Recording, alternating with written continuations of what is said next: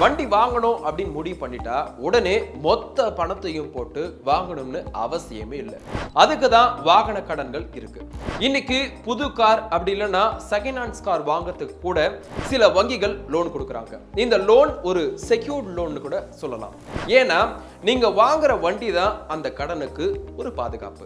இந்த லோனோட வட்டி விகிதம் பொதுவா பர்சனல் லோன்ஸை விட கம்மியா இருக்கும். ஏன் அப்படின்னா நீங்க லோன் கட்டல அப்படின்னா பேங்க் அந்த வண்டியை எடுத்துக்க முடியும். பொதுவா ஒரு புது காருக்கு காரோட மொத்த விலையில 80% இருந்து 90% வரைக்கும் லோன் கிடைக்கும்.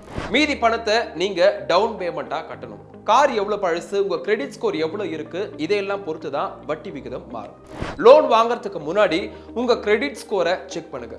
சிபில் ஸ்கோர் 750க்கு மேல இருந்தா பேங்க் உங்களுக்கு கம்மி வட்டியில லோன் கொடுப்பாங்க. லோன் எவ்வளவு நாளைக்கு வாங்குறீங்க அப்படின்னு ஃபர்ஸ்ட்லயே முடிவு பண்ணிக்கோங்க. அதிக நாள் லோன் எடுத்தா மாசத்தவணை கம்மியாக இருக்கும். ஆனா மொத்தத்துல அதிக வட்டி கட்டுவீங்க.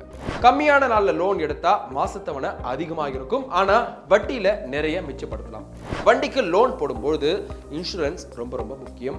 பேங்க் கட்டாயமா கேட்பாங்க.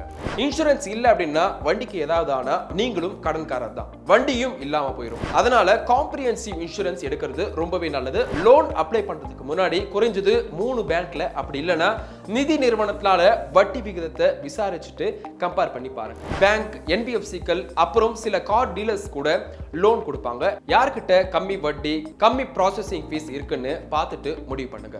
லோன் வாங்குறதுக்கு முன்னாடி உங்க மாச சம்பளத்துல இந்த இஎம்ஐயை கட்ட முடியுமான்னு கணக்கு போட்டுக்கோங்க. எல்லா செலவும் போக இந்த வண்டியால உங்க நிதி சுதந்திரம் பாதிக்கப்படக்கூடாது. வண்டி தேவைதான், ஆனா கடன் சுமையா இருக்கவே கூடாது. சரியான திட்டமிடல் ரொம்ப ரொம்ப அவசியம். இந்த வீடியோ உங்களுக்கு யூஸ்ஃபுல்லா இருந்தா மறக்காம உங்க ஃபேமிலி அண்ட் ஃப்ரெண்ட்ஸ்க்கு ஷேர் பண்ணுங்க.